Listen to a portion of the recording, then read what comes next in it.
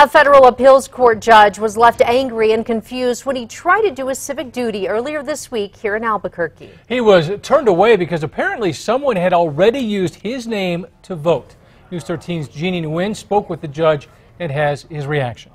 Dean and Jessica, Judge Harris Hartz told me it was hard for him to remain patient during the whole ordeal, but he credits city staff for doing their best to try and solve the problem.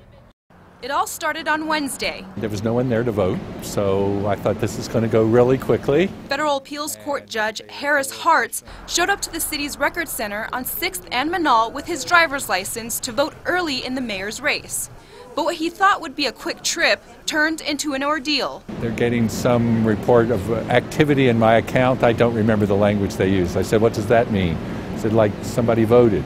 Then reported to me that I had voted at City Hall at 4:15, about an hour and 15 minutes earlier.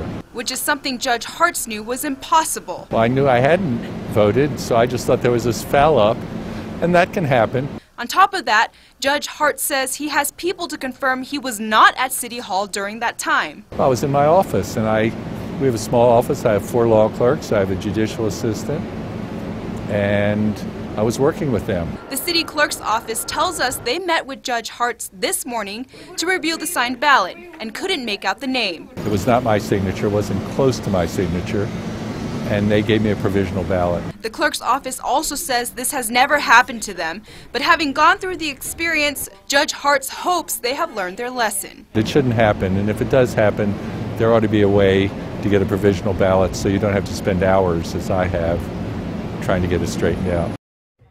It's not clear if someone used an ID or impersonated the judge, or if someone accidentally printed the wrong ballot or checked off the wrong name. Dean, back to you. All right, Jeannie, thank you. Today, by the way, is the last day for early voting. Election Day is Tuesday.